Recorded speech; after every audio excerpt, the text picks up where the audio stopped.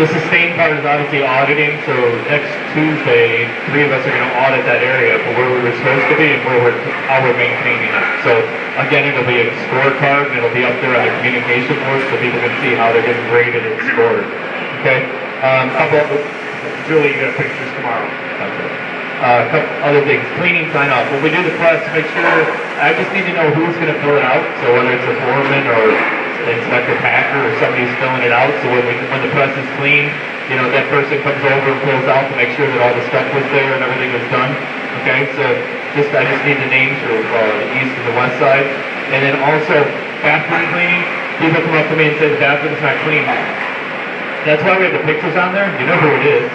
Tell them that, hey, I helped you out today. I emptied the garbage. But you know, do you need help with the bathroom or does somebody need to explain how?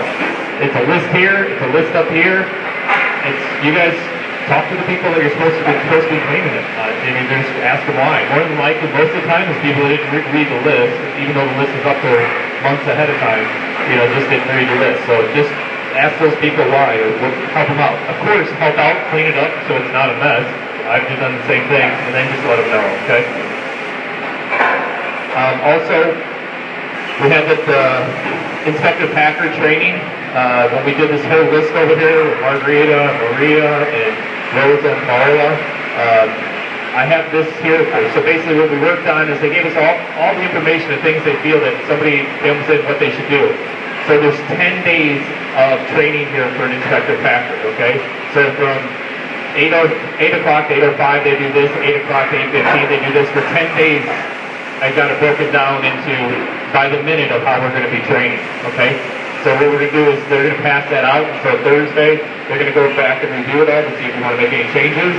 So that's the standardization what we read about yesterday.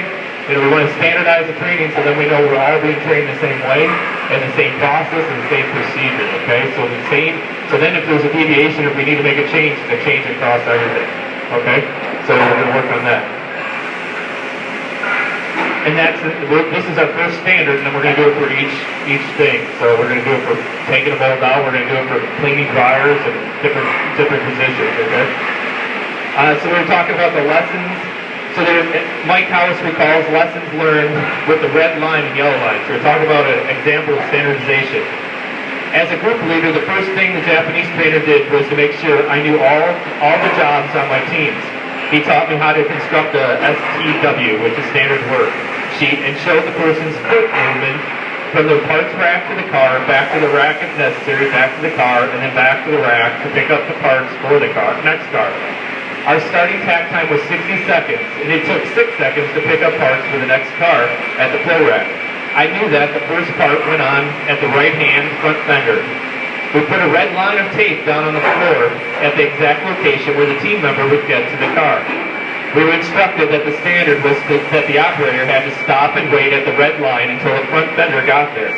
We quickly found out that it was human tendency to not wait at the red line and for the team member to build ahead by crossing the red line and get a head start. My trainer noted that in Japan, there seemed to be more of a cultural norm to follow the standards. For example, if the light is green but the crosswalk light is red, no one waiting on the street will cross the street until the crosswalk sign turns green, even if there is no actual traffic in sight.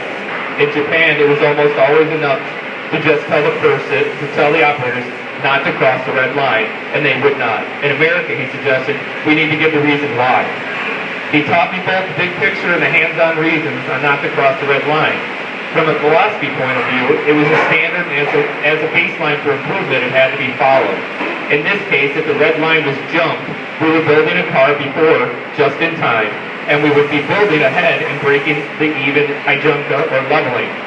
Practically speaking, if we jump ahead and the line should stop on that car, we would be caught right in the middle of a standardized work. It would mean that the operator would either have to stop in the middle or finish the entire car and be a full minute ahead. Brakes like this in the STW make the effects more likely to occur. Alright, so we're going to the next. So obviously, it's philosophy that getting it done faster doesn't always mean better, because then you can get it back up somewhere else, and we'll talk about how that checking for quality, you can work with that in the checking for quality. I'm sorry, I forgot one more Kaizen thing. Paula, do you know where we're at on this? Can you see me afterwards about this Kaizen? So So we'll see where we're at on the shot pin. All right, thank you. So this is just to give